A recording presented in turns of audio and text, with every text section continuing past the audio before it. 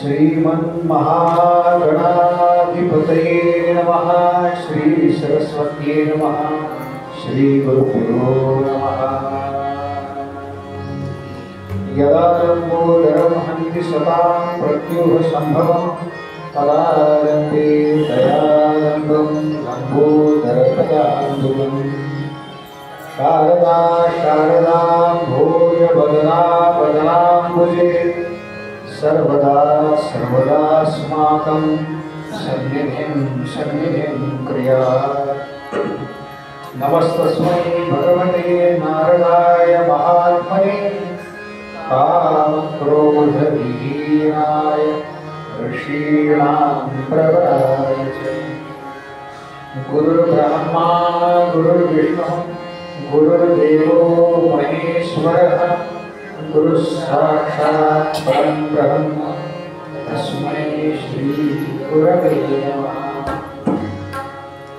नमोस्तुते व्यास विशालबुद्धे फुल्लारविन्दायतवक्रनेत्र येन त्वया भारततैलपूर्णः प्रज्वालितो ज्ञानमयः प्रदीपः। जयांसा जनी जन्मनामार्धधारा जयाने सदा वासनामार्तकेला जयांचा मुखे सर्वदा नामकीर्ति। नमस्कार त्या ब्रह्मचैतन्यमूर्ति शुकासारिके पूर्ण वैराग्य जाचे वसिष्ठापरी ज्ञान योगेश्वराचे। कधी वाल्मिका सारिधा मान्यसा नमस्कार माझा सद्गुरु रामदास। अलंकापुरी पुण्यभूमी पवित्र जिथे नांदतो ज्ञान राजा सुपात्र। जया आठवीता महापुण्यगामी नमस्कार माझा सद्गुरु ज्ञानेश्वरांचे। समचरण सरोजं सांद्रविलांबुदाभं जगदनीतपाणिं मण्डनं मण्डनानामं तरुणतुलसीमाला कन्धरं कञ्जनेत्रं सदयधवलहासं विठ्ठलं चिन्तयामि कैलासराणा शिवचन्द्रमौली फणीन्द्रमाथा भ्रुकुटीधरारि कारुण्यसिन्धु भवदुःखहारी तुझवीर शम्भो मजकोणकारि मूकं करोति वाचालं पङ्गुं लङ्घयते गिरिं यत्कृपातमहं वन्दे परमानन्दमाधवम् वसुदेवसुतं देवं कंसचाणूरमर्दनं देवकी परमानन्दं कृष्णं वन्दे जगद्गुरुम् कृष्णाय वासुदेवाय हरये परमात्मने प्रणतक्लेशनाशाय गोविन्दाय नमो नमः शान्ताकारं भुजगशयनं पद्मनाभं सुरेशं विश्वाधारं गगनसदृशं मेघवर्णं शुभाङ्गं लक्ष्मीकान्तं कमलनयनं योगिभिर्ध्यानगम्यं वन्दे कृष्णं भवभयहरं सर्वलोकैकनाथं गोपाल कृष्ण भगवान की जय गोपाल कृष्ण भगवान की जय गोपाल कृष्ण भगवान की जय।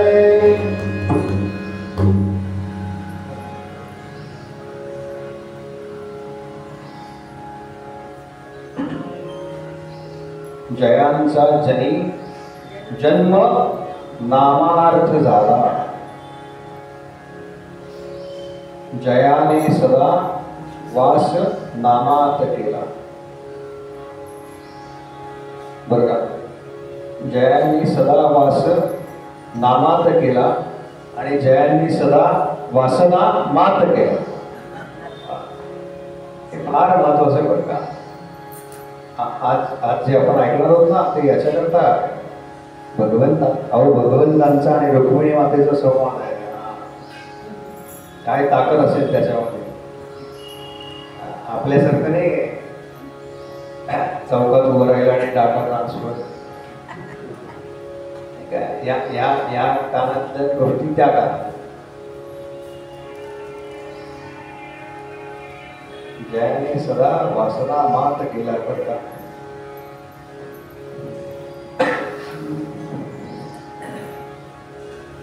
महाराज,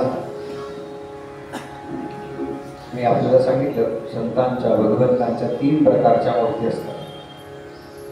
एक चिन्मयी मूर्ती, एक मृण्मयी मूर्ती आणि एक वाङ्मयी मूर्ती। महाराज जेव्हा देहामध्ये होते तेव्हा त्यांच्याकडे एक ज्योतिषी आला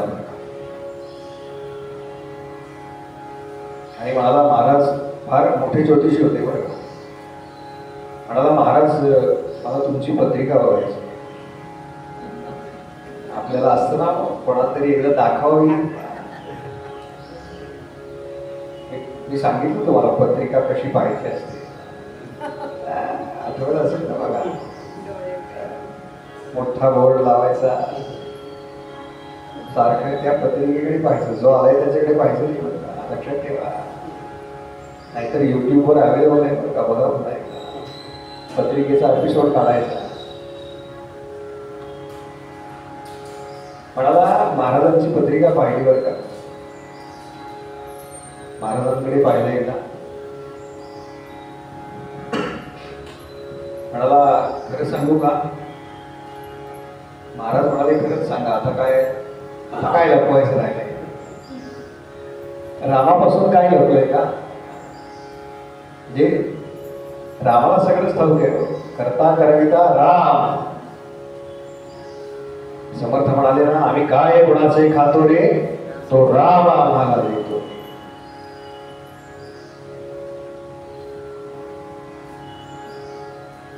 कल्पना करा, तो प्रसंग डोळ्यासमोर आला बरं का। गोंदवलेकर महाराज बसले समोर तो ते ज्योतिषी पण फार मोठे होते बरं. महाराजांचं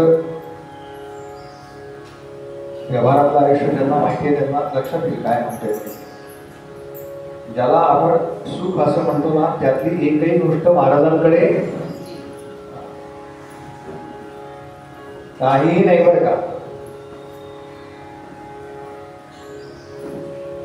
म्हणाला महाराज, मी आतापर्यंतच्या माझ्या आयुष्यामध्ये महाराजांच्या पुस्तकातले शब्द आहेत बरं का, इतकी भिक्कार पत्रिका पाहिली नाही. म्हणजे काय असेल बघा महाराज, मी माझ्या आयुष्यामध्ये अनेक पत्रिका पाहिल्या पण इतकी भिकार पत्रिका पाहिली नाही. तेव्हा महाराज त्याला म्हणाले, खरंय बाबा तुझं, लौकिकात ज्याला सुख म्हणतात ना ते काही नाही बरं का, पण रामरायाच्या कृपेनं घरी आलेला कोणीही न जेवता गेला असं झालेलं नाही. बस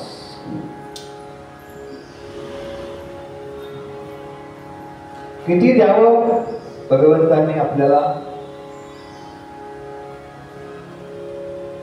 कबीरदासजी म्हणाले, फक्त एवढंच दे बरं का देवा, एवढंच दे, मैं भूखा ना रहूं और साधू न भूखा जाए. बस ना, हे सोडलं ना तर याच्यापेक्षा मोठं दुःख नाही बरं का. क्षुधा दुःख दिने दिने. बघा काय लॉकर भरलेलं असतं आपलं तरी काही खाता येत नाही ना उघडून त्यातलं.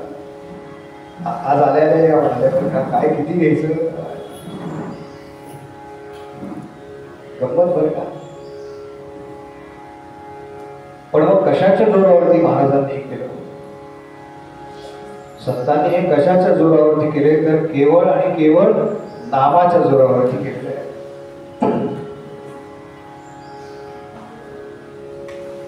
नरहरी सोनार म्हणाले, देवा तुझा मी सोनार, तुझे नामाचा व्यवहार.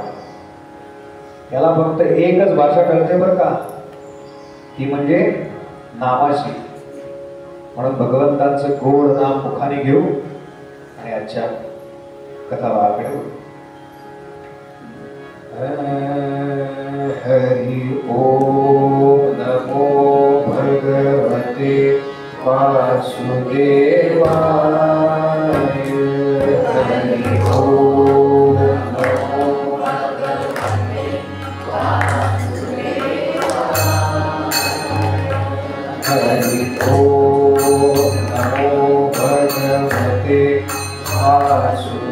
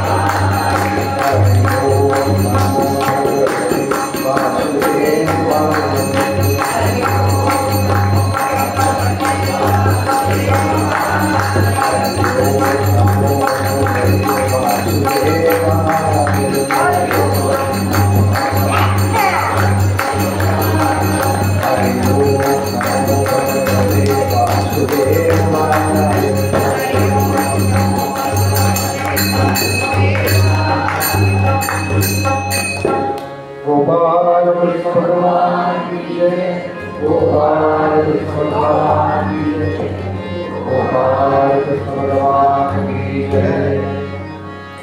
अनेन प्रियतां देवो भगवान जानकीपति श्री रामचंद्र पूर्वेशम् अस्माकं कुलदैवतं श्रोता भक्ता श्रीराम समर्थ, श्रीराम समर्थ, श्रीराम समर्थ।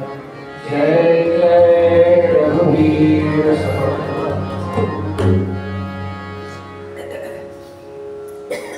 श्रीमद भागवताच्या दशम स्कंद आणि एकादश स्कंद या दोन स्कंदांवरती जे निरूपण सुरू आहे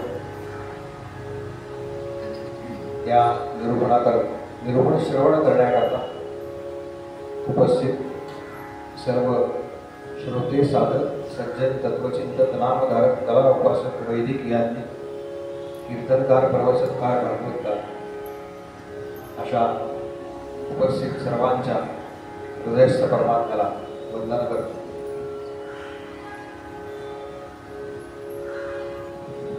आणि आजच्या निरूपण भागाला सुरुवात करतो।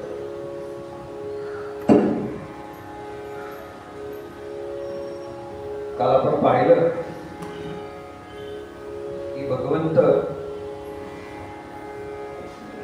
चेष्टा करण्याच्या उद्देशाने आपण जसं एखाद्याला म्हणतो ना, मला म्हणतात तर कपडे फार छान दिसतंय बरं का बुवा, बुवांना कळलं पाहिजे छान दिसतंय म्हणजे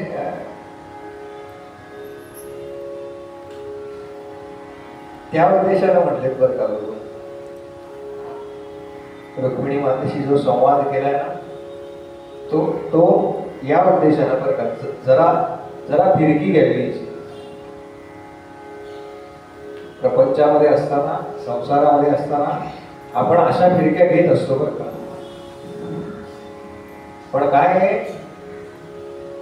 नेमकी आपण मागलेली चावी कुठे बसेल काही सांगता येत नाही। आणि मग आपल्याला हे प्रांजळपणाने कबूल करावं लागतं बरं का, की मी त्या उद्देशाने म्हणालो नव्हतो। मग भगवंतांचा नेमका उद्देश काय आहे त्याच्याकडे जाणं होत बरं का। पण तो उद्देश सांगण्याकरता म्हणजे भगवंतांनी तो उद्देश सांगण्याकरता काय करावं लागतं तर त्याच्याकरता त्यांना शरण जावं लागतं।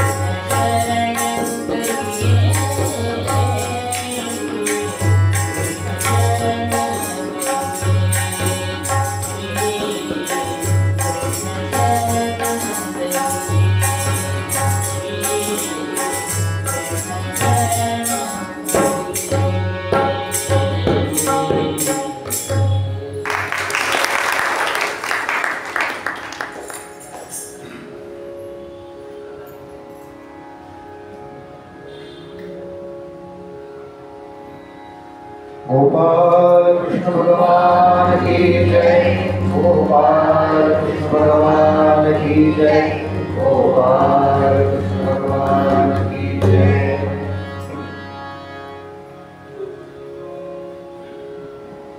खरं तर रुक्मिणी माता कृष्णांना शरण गेल्या होत्या बरं का, पण काय असतं शरण गेल्यानंतर सुद्धा एक असं ना मी कोणीतरी आहे भगवंतांच्या लक्षात आलं बरं का, हे थोडंसं प्रकरण अवघड होत जाईल. आपण सगळ्यांनी इथे नारद मंदिरामध्ये गरुड गर्वहरण ऐकलंय बघ, आख्यान ऐकतो नाही का, गरुडांचा, बलराम दादांचा, सत्यभामा देवींचा नाही का, त्या सगळ्यांचा गर्व हरण केला हे आपण अनेकदा ऐकलंय. आपण हा प्रसंग कशा करताय तेवढ्या करता येईल. भगवंत त्यांच्या सुवर्ण मंचकावरती छान त्या पांढऱ्या स्वच्छ काय तक्क्या लोड पूर्वी होतो बरं का, हल्ली पिलो काय त्या छोट्या छोट्या उशा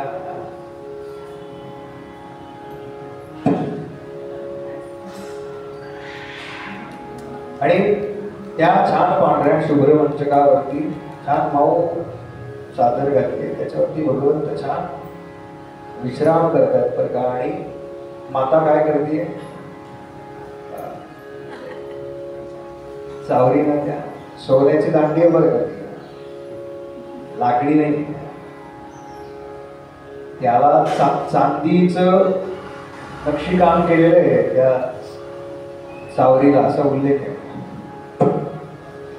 वारा घालते भगवंतांना, पण लक्ष कुठे आहे तर मधनच म्हणाले असं आरशात बघते बरं का.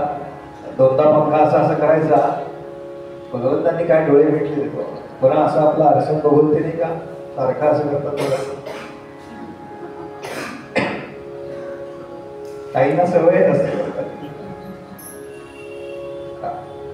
यात काय वेगळं दिसणार आहे आता नाही का, जे जे आहे तेच दिसणार आहे. उगाच आपलं तयार व्हायचं आणि म्हणायचं स्वतःलाच फार सुंदर दिसते बरं का.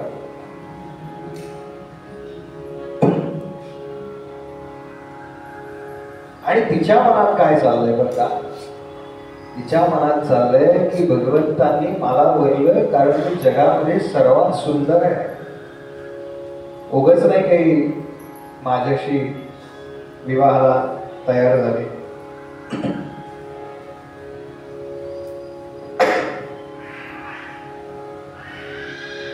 भगवंत म्हणतात हा सामान्य मानवी स्वभाव आहे, त्या मानवी स्वभावाचं दर्शन इथे रुक्मिणी देवींच्या माध्यमातून तुम्हा आम्हाला घडवलंय बरं का. म्हणाले सामान्य मनुष्याला बाह्य गोष्टींचं आकर्षण अधिक असतं बरं का, त्याच्याकरता ही लीला आहे. फार कडक शब्दात बोलले बरं का, या लीलेमध्ये भगवंत फार कडक शब्दात बोलले. आणि त्याच्यावरती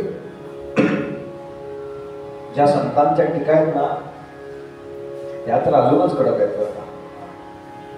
त्या कुणा करता आहेत तर त्या वक्त्या आणि श्रोत्याला बंद करतात. म्हणजे वक्त्याला कसं वागावं आणि श्रोत्यांनी कसं वागावं याच्याकरता. म्हणाले बाह्य आकर्षण जेव्हा वाढायला लागतं ना तेव्हा प्रभूवरचं प्रेम तेवढंच राहतं बरं का, म्हणून मग बाह्य आकर्षण अधिक वाढतं.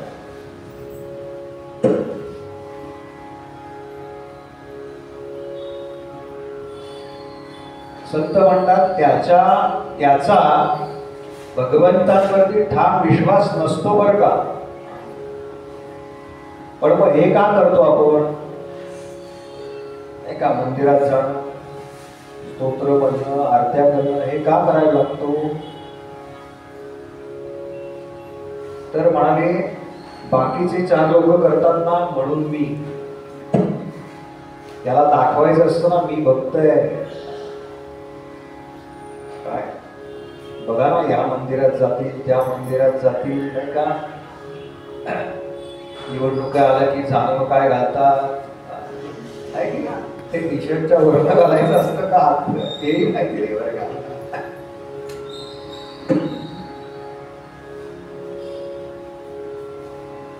आणि अशा मानसिकतेमध्ये तो जे काही करतो ना भगवंतांकरता, ते सगळं केवळ एक नाटक आहे, नाटक, असं संत म्हणतात. याचं कारण त्याच्या मनामध्ये कुठेतरी अहंकाराने जागा घेतलेली असते. हे सगळं कोणी केलं? मी. हे सगळं कोणी केलं? मी. आपण बाबा महाराज सातारकरांची प्रवचन ऐकली असते, फार छान सांगतात. नाही का, हे मी मी मी मी म्हणता म्हणता सगळं निघून जात.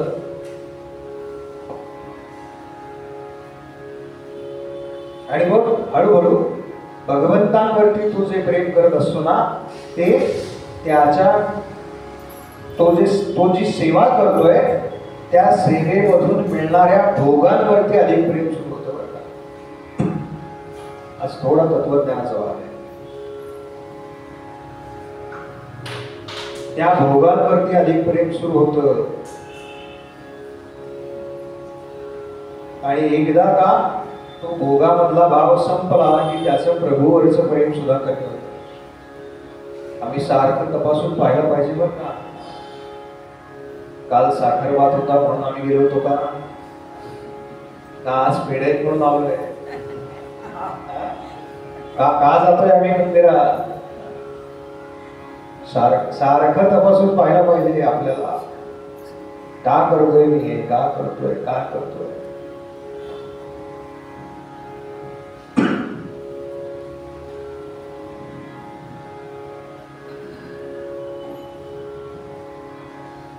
ज्ञानेश्वरीमध्ये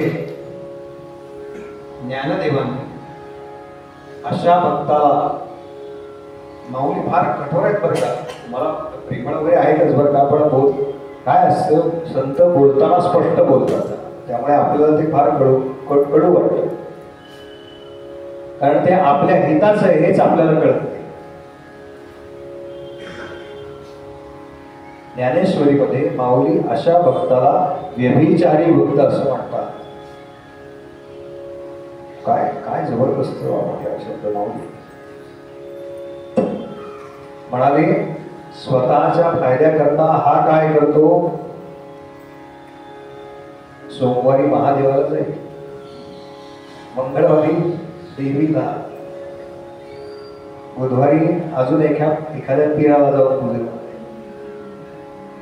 एवढं काही करण्याची गरज नाही बरं का. काय करा, एक तत्व नाम दृढधरी बस, एवढं एक काहीतरी पकडा. साधना, उपासना ही अशा गोष्टीतून मिळत असते बरं का. एक संत, एक पंथ, एक मंत्र, एक कांत आणि एक ग्रंथ, असा अभ्यास करावा लागतो. आज काय दासबोध आला, 4 दासबोधातल्या वेळाचे. उद्या काय ज्ञानेश्वरी, ज्ञानेश्वरी. परवा काय तुकाराम करतात, तुकाराम, नाथांचं काहीतरी करतात, एकनाथी भागवत नाही. सांगितलं ना, चातुर्मासात काहीतरी नियम करा. तो नियम 4 लोकांना सांगा. याचं कारण असं आहे की एखाद्याला सांगितलं ना की मी असा अमुक नियम केलाय, की तो पाळण्याचं नकळत बंधन आपल्यावरती येतं. कोणालाच सांगितलं नाही तर काय, कोणाला माहिती नाही बरं का. कोणाला, बाकी कोणाला माहिती असू देत नसू देत, तुमच्या मनात काय चाललंय ते त्याला माहिती आहे ना. तुमच्या आधी त्याला माहिती आहे संकल्प. म्हणून तर तो तुमच्या मनात आला बरं का. म्हणून काहीतरी संकल्प करा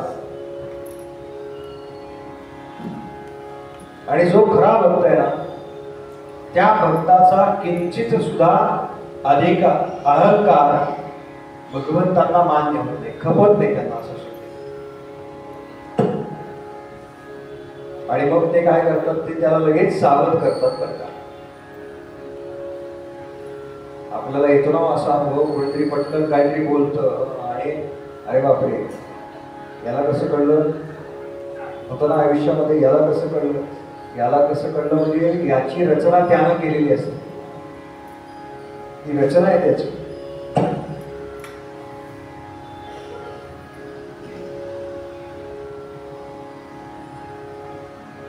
प्रवचन करणाऱ्याबद्दल काय लिहिले सांगू का, म्हणजे ते सांगितलं पाहिजे ना. काय म्हणाले हे कीर्तनकार प्रवचनकार स्वतःच्या नावामागे हरिभक्ती परायण असं लावून घेतात. काय आम्हाला शिकण्यासारखं आहे. माझे राजकीय कार्यक्रम म्हणजे अशा कुणाकुणाकडे भागवत असताना त्यातल्या एका भागवतात ते करतो भागवताचार्य वगैरे लावले बरं का. मी यांना सांगितलं होतं की हे काहीही देऊ नका, फक्त नाव या. नाही म्हटलं कोणाचं भागवत आहे कसं कळणार कोणाला. म्हटलं काय मलाच कळत नाही अजून नेमकं कोणाचं भागवत. म्हणून त्यांनी फोटो बिटो लावले बरं का. राजकीय नेत्यांना फार फोटो घ्यावंच असते. मागच्या वर्षी श्रावणात झालेलं आहे इथं ते. मग आधीचा तुमचा काहीतरी पाठवा बॅनर, तो पाहिलेला असतो, मग ते कोणाला तरी पाठवलं की त्या पद्धतीने ते सगळं सुरू होतं. तो काय करतो प्रवचनकार कीर्तनकार, स्वतःच्या नावामागे हरिभक्ती परायण असं संबोधन लावून घेतो. आणि त्याची काय अपेक्षा असते की लोकांनी सुद्धा माझा उल्लेख तसाच करावा. काय कडक बोलले की सांगितलं होतं आतापर्यंत कुठल्या कीर्तनकार प्रवचनकाराने तुम्हाला, ते आत्म वाटतं बरं का. काही नसतं बरं, काही असं काही नसतं. त्यानं तुमच्यापेक्षा एखादं पुस्तक जास्त वाचलंय बरं काही. तो कोण आहे आम्ही पक्क लक्षात ठेवलं पाहिजे बरं का. आम्ही कोण आहोत, आम्ही भगवंतांचे पोस्टमन आहोत. त्यांनी पाठवलेली पत्र, त्यांनी पाठवलेला संदेश हा त्या त्या व्यक्तीपर्यंत पोहोचवण्याचं केवळ आणि केवळ माध्यम, याच्यापेक्षा वेगळं काही नाही. हे आमचं आम्हाला पक्क असलं पाहिजे.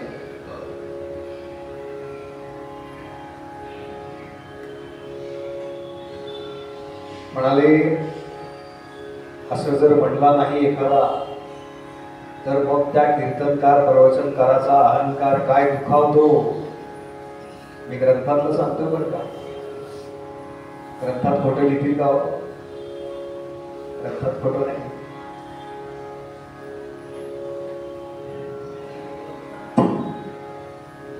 मग भक्तीमध्ये काय अपेक्षित आहे? भगवंतांना भक्तीमध्ये नेमकं अपेक्षित काय आहे? तर भक्तीमध्ये अपेक्षित आहे ते म्हणजे निष्काम प्रेम, एकनिष्ठ भाव, अव्यभिचार, प्राणार्पण भावात शरणागता, सर्व जीव हे शिव आहेत हे मानून सर्वांवरती सर्वांची त्याचप्रमाणे व्यवहार अपेक्षित आहे भक्तीमध्ये. बघा आपण हे करतो. अहिंसा, आचार शुद्धता, विचार शुद्धता, आहार शुद्धता, विहार शुद्धता, इंद्रियांची स्वाधीनता. आणि या सगळ्याचा कळसाध्याय काय आहे? म्हणजे हे सगळं जे आता सांगितलं ते कशामुळे शक्य होणार आहे ते सांगितलंय बरं का. हे सगळं कशामुळे शक्य होणार आहे तर सद्गुरूंवरती अत्यंत दृढ निष्ठा ठेवला नाही शक्य होणार आणि सद्गुरूंना शरण गेलं नाही शक्य होणार. हे एका दिवसात होत नाही बरं का. हे एका जन्मात सुद्धा होत नाही, लक्षात घ्या. आम्ही जातो मठामध्ये, मंदिरामध्ये, करतो बरं का प्रार्थना, पण शंका असते ना मनामध्ये, शंका असते ना मनामध्ये. पण ती का असते याचं कारण या आधीच्या सगळ्या ज्या गोष्टी सांगितल्यात ना त्या आमच्या झालेल्या नाहीत आणि आमच्या आचारामध्ये, विचारामध्ये, विहारामध्ये, कृतीमध्ये तेवढी शुद्धता नाही. हे या सगळ्याचं कारण.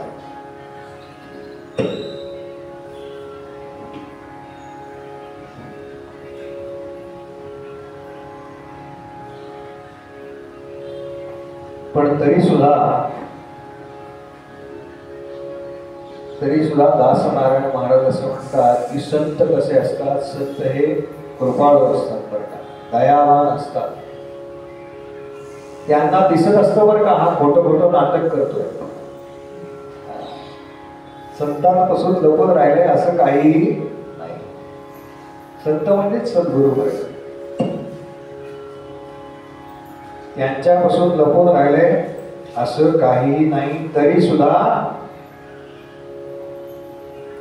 ते भक्तांना उपदेश करतात बरं का, कसंही कर पण ह्या मार्गामध्ये थांब.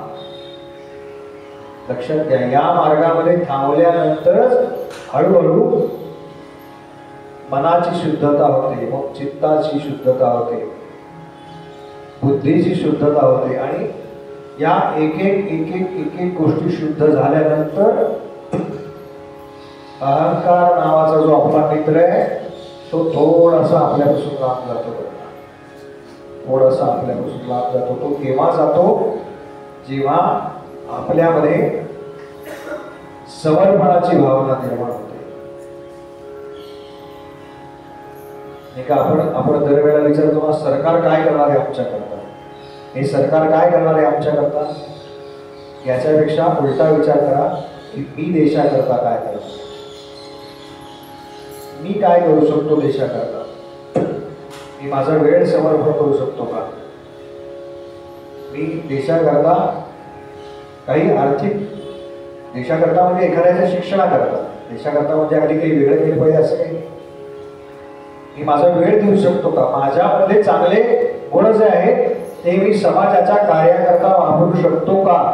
ही बुद्धी जेव्हा आपल्याला होते तेव्हा आपण थोडे थोडे थोडे थोडे शुद्ध व्हायला. हे सगळं कशामुळे होतं, भगवंत सांगतात हे सगळं होतं हे मनाच्या चांचल्यतेमुळे होतं. मन कसं आहे आपल्याला माहिती, आपण अनेक वेळा ऐकलं बरं का, मन कसं आहे. शंकराचार्य म्हणाले मनस्तु पक्षिका आहे. भगवंतांनी अर्जुनाला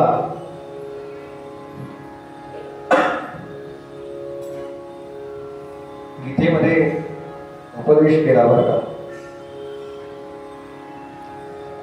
अर्जुना, तू म्हणतोस त्याप्रमाणे मनाला स्थिर करणं आणि मनाचा निग्रह करणं हे फार कठीण आहे. पण तुला सांगू का हे कशामुळे करता येतं. भगवंत म्हणतात हे कठीण आहे, हे मला माहिती आहे, पण हे अशक्य नाही. हे कशामुळे करता येतं, तर तू त्या मनामध्ये वारंवार प्रभूला साठवण्याचा प्रयत्न कर आणि मन वैराग्याकडे वळवण्याचा प्रयत्न कर. ते पुन्हा विषयांकडे धावणारच आहे. पण माझं ऐक, जेव्हा तू ते मन वैराग्याकडे नेण्याचा अभ्यास करशील, भगवंतांनी अनेक ठिकाणी अभ्यास हा शब्द वापरलाय बरं का. अभ्यास याचा अर्थ जो रोज करतात तो, त्याला अभ्यास म्हणतात. हे जेव्हा तू करायला लागशील तेव्हा त्या अभ्यासातून मनाला स्थिरता येईल आणि मग तुला जे प्राप्त करायचंय ते प्राप्तव्य तुझ्या जवळच असेल.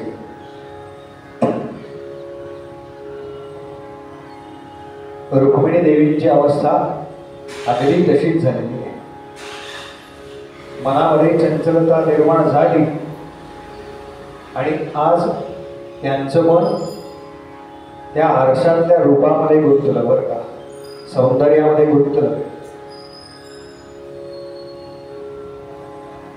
हाताने म्हणाले प्रभूला वारा घालण्याचे काम चालू आहे, पण मन कशात आहे? मन त्या आरशामध्ये दिसणाऱ्या आपल्याच रूपात आहे. भगवंत म्हणतात हे वरवरचं नाही चालणार. भक्ती करायची असेल ना तर भक्ती कशी करायला लागते? मन संपूर्ण मन हे भगवंतांच्या चरणापाशी वाहावं लागतं बरं का. पण ते वाहण्यापूर्वी एक गोष्ट करावी लागते, हे म्हणजे भगवंतांचं नाम घ्यावं लागतं. तत्वज्ञानाचा भाग चाललाय ना, मला लक्षात येते सगळ्यांकडे बघून. श्री नारायण जय नारायण जय जय नारायण नारायण. श्री नारायण जय नारायण जय जय नारायण नारायण. श्री नारायण जय नारायण जय जय नारायण नारायण. श्री नारायण जय नारायण जय जय नारायण नारायण. श्री नारायण जय नारायण जय जय नारायण नारायण. श्री नारायण जय नारायण जय जय नारायण नारायण. श्री नारायण जय नारायण जय जय नारायण नारायण.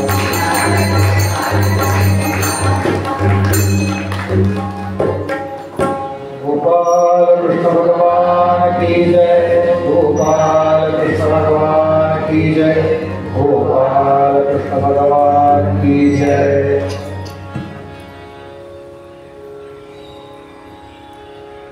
संध्याकाळी 7 ते 7:30 नेत्रा देवीची वेळच आहे बरं का. तिची जॉबला जाण्याची वेळ आहे. जॉब टायमिंग रात्री सुरू होतो ना, पण ती प्रवास करत असते ना सगळीकडे. त्यातल्या त्यात म्हणाले नारद मंदिरात तर जायलाच पाहिजे.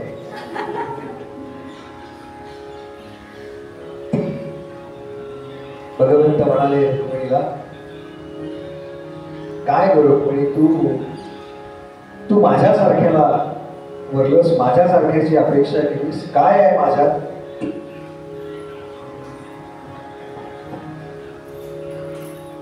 मला असं वाटतं बरं का, भगवंतांनी बोलायला सुरुवात केली. मला असं वाटतं बरं का रुक्मिणी, तू या जगामध्ये सर्वात सुंदर आहेस. भगवंत काय करतात, पहिल्यांदा भक्ताच्या अहंकाराला खतपाणी घालतात. कान्हा तयार आहे बरं का. रामचंद्र असते नाही या ठिकाणी तर असं म्हणाले नसते, पण कान्हा असं म्हणू शकतो बरं का. यांना परवानगी आहे सगळं. म्हणाले या विश्वात तुझ्या इतकं सुंदर कोणी नाही बरं का, आणि वास्तविक माझ्यासारखा पती तुला तर अजिबातच शोभत नाही.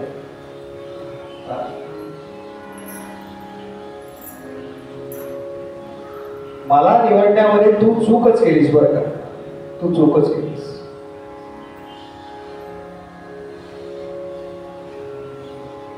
म्हणजे तुझी आणि माझी जोडी काही जोड्या असतात ना त्या मिरवण्यासाठी असतात बरं का, आणि काही जोड्या कळलं तुम्हाला मला काय अशी म्हणाले,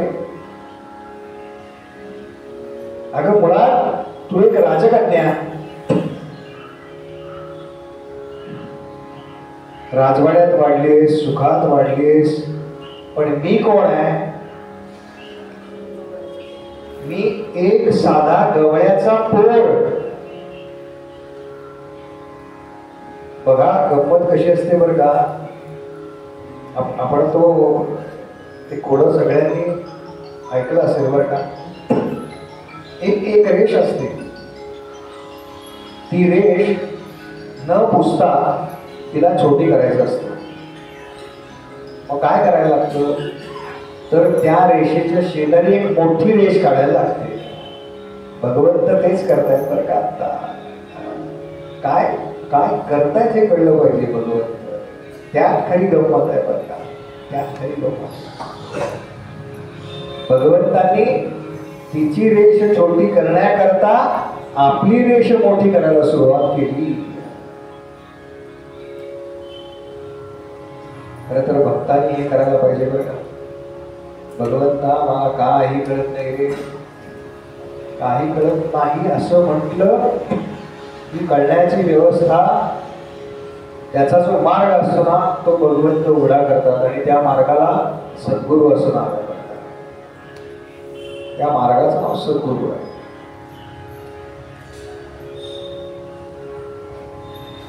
अगं वृंदावनामध्ये मी लहानपणी एका लंगोटीवरती दिवस काढले. तुला काय सांगू, एखादी घोंगडी पांघरायचो आणि गायींच्या मागे काय फिरायचो, वासरांच्या मागे काय फिरायचो. अगं याच्या घरी काय खायला जा, त्याच्या घरी काय खायला जा. तुला सांगतो लहानपणी फार चोऱ्या केल्या ग मी. गोकुळात याने, गोकुळात याने चोऱ्या केल्या फार. गोकुळात याने चोऱ्या केल्या फार. त्रास ते संगल नारीन, त्रास ते संगल नारीन. गोकुळात याने चोऱ्या केल्या फार, चोऱ्या केल्या फार. अगं असं मी लहानपण काढलंय.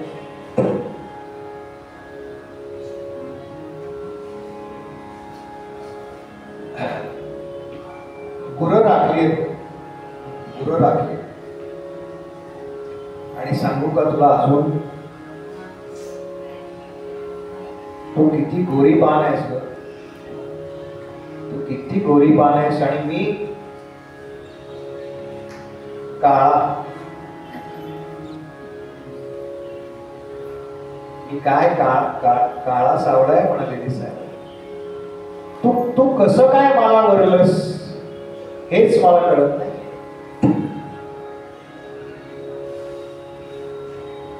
तुझी काहीतरी मिस्टेक झाली असेल. भगवंत फार फार फार चालू आहे बरं का. अगं तुझ्याकरता कितीतरी राजे वेडे झाले होते, दारामध्ये रांग लावून उभे होते तुझ्या.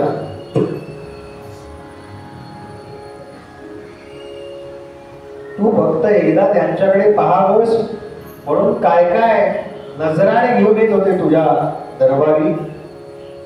पण तू काय केलंस, माझ्याबद्दल काहीतरी तुला नारदांनी सांगितलं, तू ते ऐकलंस. आपण पाहिलंय प्रेमपत्र, श्रुत्वा गुणान त्रिभुवन सुंदरा. माझ्याबद्दल काहीतरी ऐकलंस आणि मनानं मला वरलंस. पण तुला कदाचित माहिती नसेल बरं का, नारदांनी हे मुद्दाम लपवून ठेवलं असेल तुझ्यापासून. काय बोलायला चतुर आहेत बघा. माझी जन्मभूमी मथुरा,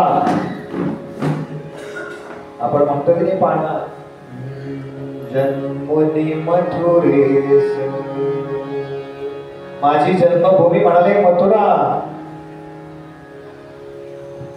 पण पण मी ती सोडली, मग वृंदावन सोडलं, गोकुळ सोडलं, आणि आता मी द्वारकेमध्ये राहतो. का? तर हे सगळे बलाढ्य राजे ना, त्यांची मला भीती वाटते म्हणून.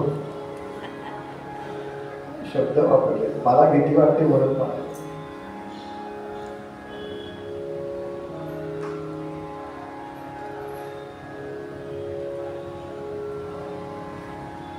आणि तुला सांगू का, असे आमच्यासारख्यांचे जे मार्ग असतात ना, आता भगवंत अधिक खोलात शिरले बरं का, आमच्यासारख्यांचे जे मार्ग असतात त्यांच्या मागे लागणारे, म्हणजे आमच्या मागे जे लागतात ना, त्यांचं काय होतं भगवंतांनी सांगितलं. असे जे आमच्या मागे असतात ना, त्यांना म्हणले बहुधा दुःखच भोगावं लागतं. बघा तुम्ही आता या नादाला लागायचं का नाही. मी आपलं सावध केलं बरं का. व्यासपीठावरती असणाऱ्या व्यक्तीचं एवढंच काम आहे, अखंड सावधपण.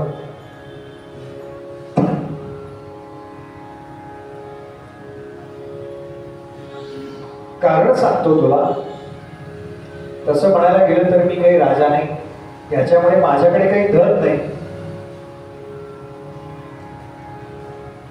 त्यामुळे ज्यांच्याकडे धन नाही ना, असे निष्कांचन लोकच माझ्यावरती प्रेम करतात ना. कारण समदुःखी ना ते आणि मी.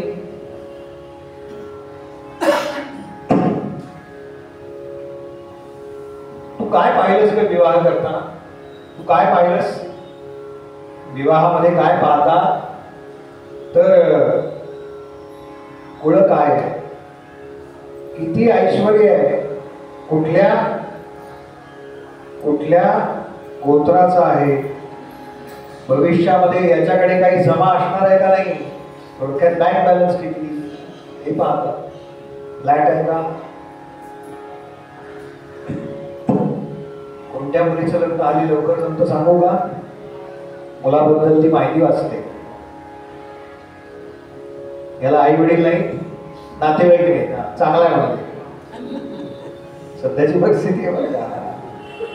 पूर्वीच्या काही काय पाहायचे, घरात 10-15 माणसं आहेत ना, भरलेल्या घरात द्यायचे बरं का, भरलेल्या घरात द्यायचे कन्या आपली. असो, मला वाटतं तू अविचारातच मला पसंत केलंस बरं का.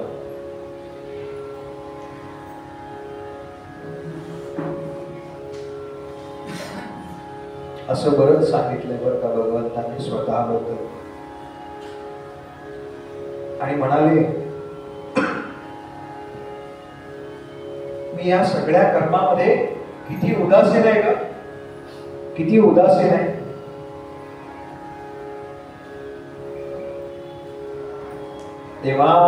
तेव्हा तुझी जर इच्छा असेल ना अजून सुद्धा, तर तू मला स्पष्ट सांग, तू दुसऱ्या कोणाशीही विवाह करायला? हे शब्द ऐकले भगवंतांचे,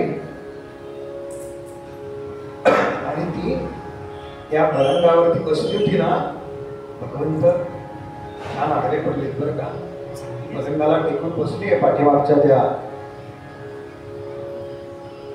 तिच्या हातामधून ती चावडी केव्हा पडली आणि तिला केव्हा भोवळ आली तिलाच कळलं नाही. ती धाड खाली पडली असं म्हणले. भगवंत उठले, तिला उचललं आणि पलंगावरती अडवून गेले. हे शब्द ऐकले आणि तिला भोवळ आली असं म्हणले. जणू वज्राघात व्हावा.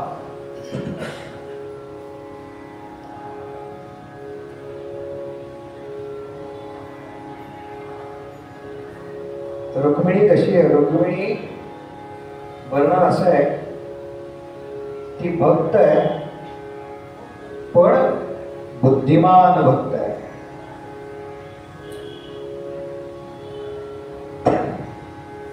भगवंतांवरती तिचं निष्काम प्रेम आहे, पण बुद्धी ज्याला असते ना त्याला एक सूक्ष्म अहंकार असतो बघा.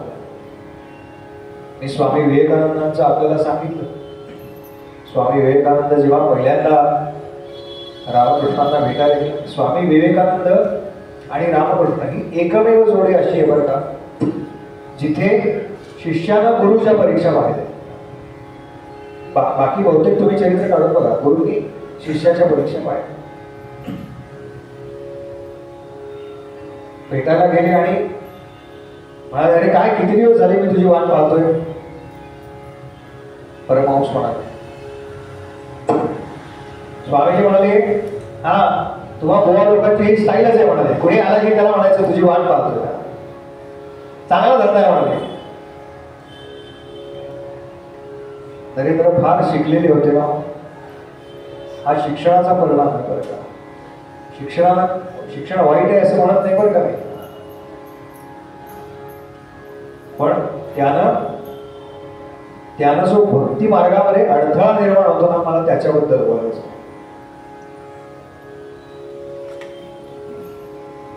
विवेकानंदांची स्वामीजींची एकदा परीक्षा पाहिली आहे बरं का. ते सगळ्यांना काय हिंडायचे, देव दाखवा, तुम्ही पाहिला ना दाखवा. परमहंसांना विचारलं, तुम्ही देव पाहिलाय का? हो म्हणाले, पाहिला नाही. पहिला माणूस भेटला बरं का स्वामीजींना, एवढ्या छाती ठोकपणे सांगणार, हो मी देव पाहिलाय, दाखवा म्हणाले. दाखवा. आत्ता जाऊन दुधाचं भांडं घेऊन ये म्हणाले घरात. आले स्वामीजी. आता यातनं लोणी काढ म्हणाले, यातनं लोणी काढ. स्वामीजी म्हणाले, असं कसं शक्य आहे?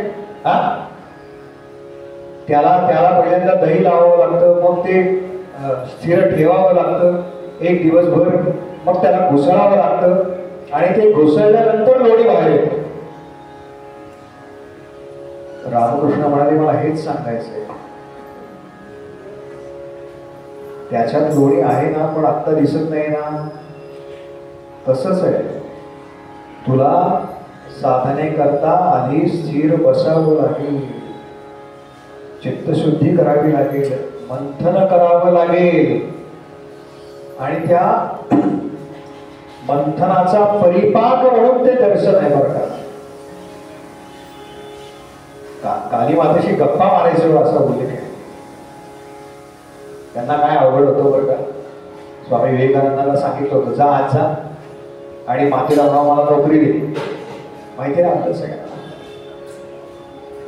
काय मागितलं? ज्ञान दे, वैराग्य दे. नोकरी मागू शकले नाही बरं का.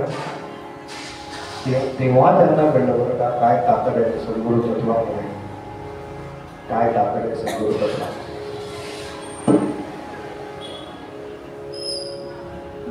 हिचं नेमकं तेच झालंय बरं का. भगवंत म्हणतात, मी असं हिला बोललो याचं कारण अखेरच्या टप्प्यामध्ये जी शेवटची पायरी आहे ना, अनेक पायऱ्या तर काय, त्यातल्या अखेरच्या टप्प्यातल्या शेवटच्या पायरीवरती उभी आहे. पण ती पायरी वर चढत असताना अहंकार झाला तर 10 पायऱ्या खाली उतरावं लागतं.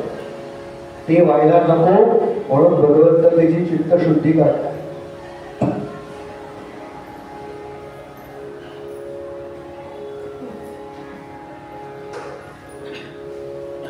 आणि रुक्मिणीला अशी भीती वाटायला लागली की कदाचित भगवंत असं म्हणाले तर माझा त्याग करतील, कदाचित ते माझा त्याग करतील या विचारांना तिला गळा गळा गळा गळा अश्रुपात व्हायला लागला.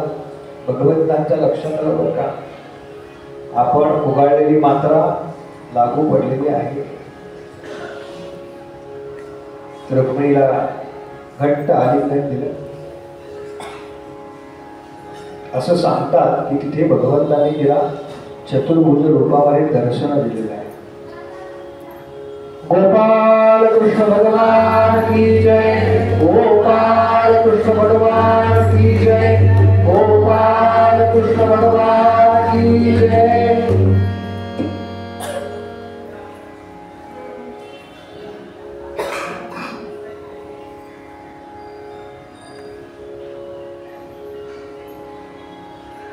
तुकोबा म्हणतात ना, व्यवहारामध्ये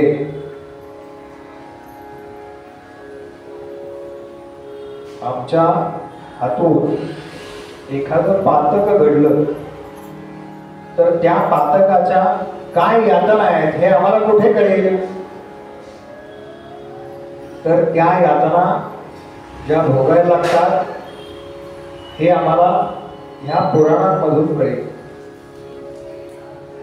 म्हणजे आम्ही कसं वागायचं नाही याच्याकरता आदर्श पुस्तक कुठलं आहे? तर ती ही पुराण आहेत. तुकोबांच्या अभंगात आहे, तप्त भूमीवरी चालविती पायी अग्निस्तंभा माझ कवटाळली. तापलेल्या जमिनीवरून चालायला लावतील, अग्नीचा खांब आहे त्याला मिठी मारायला लावतील. हे सगळं मला करायला लागेल. माझ्या हातून चुकून पातक घडलं तरी याचं कारण तुम्ही कितीही नाही म्हटलं तरी कर्माचं फळ हे भोगावंच लागणार आहे. चांगलं कर्म असेल तर चांगलं फळ आणि वाईट कर्म असेल तर वाईट फळ. पण ते कर्म चांगलं आहे का वाईट आहे हे ठरवण्याचा अधिकार तुम्हाला नाही. तुम्हाला नाही, लक्षात घ्या. एक मोठा सुरा हातामध्ये घेतला आणि त्यानं एखाद्याला जखम केली, इजा केली, तर हे चांगलं आहे का वाईट आहे? वाईट आहे की वाईट आहे की. पण तो सुरा एखाद्या उत्तम सर्जनच्या हातात असेल आणि त्यानं आपलं पोट त्याला फाडलं, मग आता हे चांगलं आहे का नाही? हे चांगलं आहे. लक्षात घ्या, ते करण्याच्या पाठीमागचा त्याचा उद्देश काय आहे याच्यावरती फल ठरतं.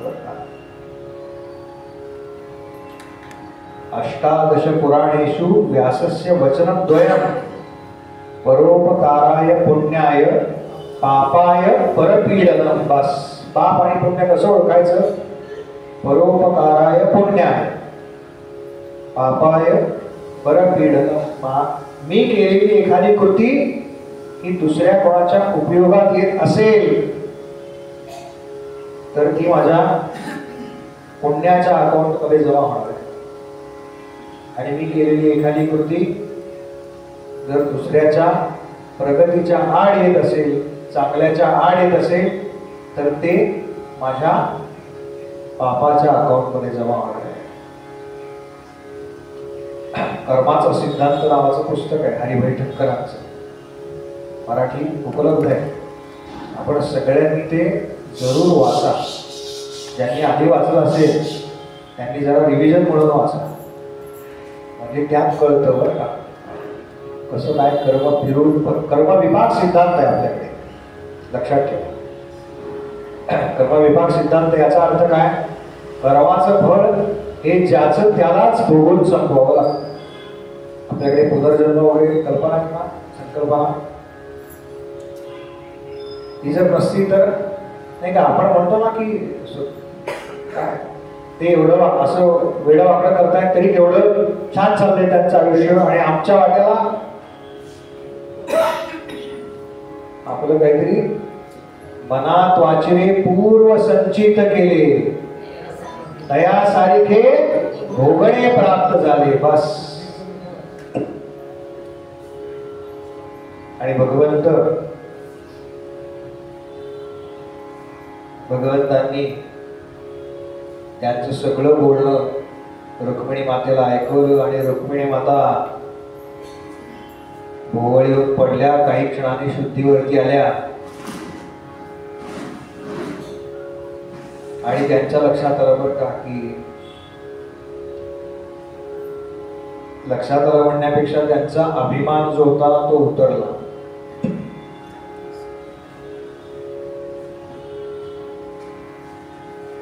आणि म्हणाल्या, आता रुक्मिणी मातांनी बोलायला सुरुवात केली, त्या काय सोडतायत का? आपल्या सगळ्यांना माहिती आहे ना तुम्ही एक वाक्य बोला घरी जाऊ. भगिनी वर्ग 4 वाक्य कुठनं काढतात सांगू का? माझ्या लग्नात अमुक अमुक साडी दिली नव्हती, तिथनं सुरू होतं सगळं. आपल्याला नेमकं कळत नाही, म्हणजे नेमकं म्हणायचं काय. तसं आता रुक्मिणी मातेने बोलायला सुरुवात केली. म्हणाल्या, भगवंता तुम्ही म्हणताय ते एका अर्थाने बरोबरच आहे. तर भगवंत कात्रीचा म्हणजे आतापर्यंत सगळे हे बोलले आणि आता त्यांना वाटलं होतं की ही लगेच म्हणेल नाही का माय मिस्टेक सॉरी. कसलं काय. रुक्मिणी माता म्हणाल्या, भगवंता तुम्ही म्हणताय ना ते एका अर्थाने बरोबरच आहे. मी तुम्हाला वरलं ही चूकच केली. अरे बापरे. आता भगवंतांची अवस्था कशी झाली सांगू. हे ऐकण्याकरता उद्या संध्याकाळी 6 वाजता उद्या आपण भगवंतांचा आणि रुक्मिणी मातेचा उरलेला संवाद पाहणार आहोत. त्याच्यानंतर विष्णू सहस्रनामाचा पाठ उद्या आपल्याला करायचा. ज्यांच्याकडे पुस्तक असेल त्यांनी घेऊन या, नसेल तर अप्पावन चौकामध्ये विकत मिळतं, तिथं विकत घेऊन या. अगदीच शक्य नसेल तर मला सांगा, मी घेऊन येतो. पण पुस्तक पाहिजे बरं का. आत्ता म्हणता येत नसलं ना तरी चालेल. किमान आपल्याकडे या अशा प्रकारचे ग्रंथ आहेत. या विचाराने सुद्धा आपण समृद्ध होतो. लक्षात ठेवा, या विचाराने आपण समृद्ध होतो. आमच्याकडे श्रीमद भगवद्गीता आहे, ज्ञानेश्वरी आहे. कधीतरी वाचावीशी वाटेल ना. काय काय म्हणतात, ओम नमो जे आद्या वेद प्रतिपाद्या जय जय स्वसंवेद्या आत्मरूपा. म्हणजे काय, कधीतरी तो अर्थ वाचावासा वाटेल ना. बस ते जेव्हा आपल्याला वाटेल तेव्हा असा विश्वास बाळगा की माऊलींनी आपल्यावरती कृपा करायला सुरुवात केलेली आहे. आरती प्रमाणे सांगू. गोपाल कृष्ण भगवान की जय. गोपाल कृष्ण भगवान की जय. गोपाल कृष्ण भगवान की जय.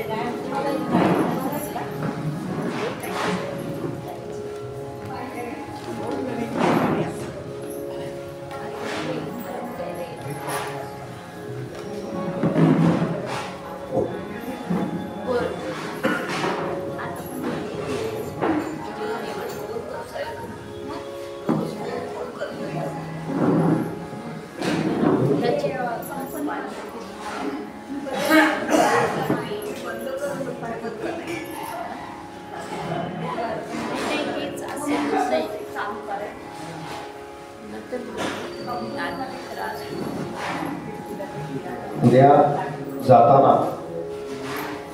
आपल्याला जो आरतीचा कागद मिळालेला आहे आज, तो उद्या सुद्धा मिळणार आहे. पण उद्या तो पुन्हा जमा करायचा नाही. भागवताचा प्रसाद काय रोज मिळतोच आहे आपल्याला, पण येणे वाग्यज्ञ तोषावे, तो हा भागवताचा प्रसाद रोज आरती घरी म्हणावी याच्याकरता येतो. जय हो जय श्री भागवता, आरती करू भगवंता. जय हो जय श्री भागवता, आरती करू भगवंता. श्री सुखमुनिने परम भक्तीने गाना करिले, हरिचरिता हरिचरिता.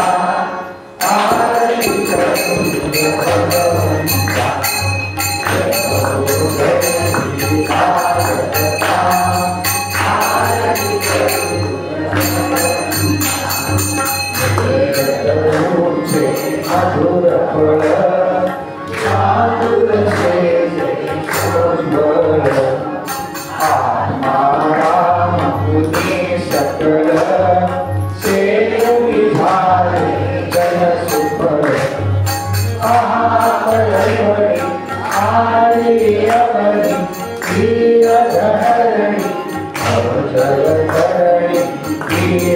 पिता आरती करू भगवंता जय हो जय भागवता आरती करू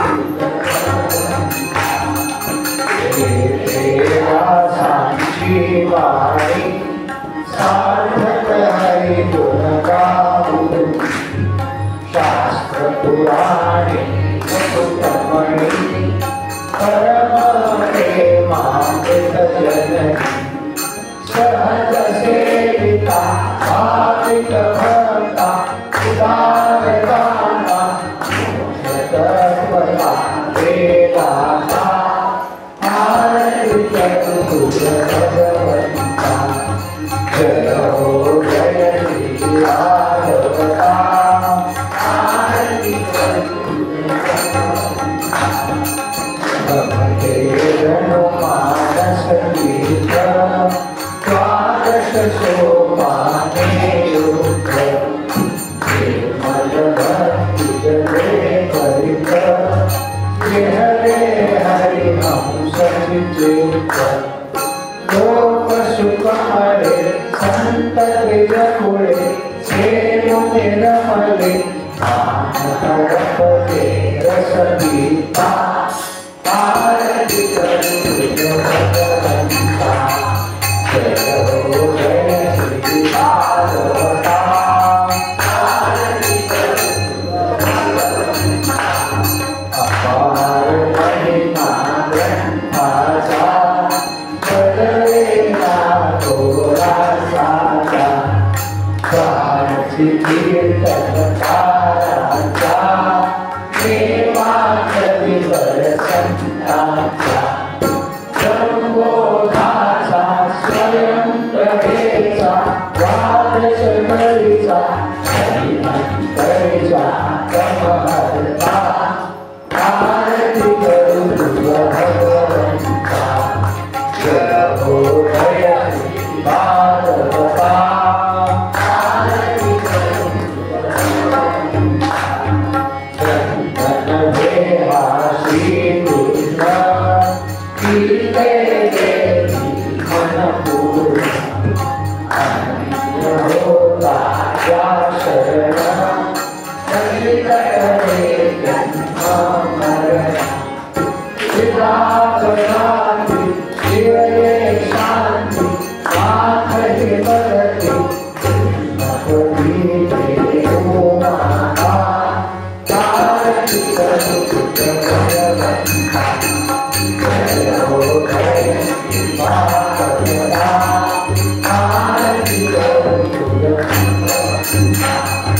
गोपाल कृष्ण भगवान की जय गोपाल कृष्ण भगवान की जय गोपाल कृष्ण भगवान की जय उपासनेया दृढचाल भावे भूतेव संकाश सदा भावे सत्कर्मयोगे मयभान भावे सर्वामपि कर्मोर भावे जय जय रघुवीर समर्थ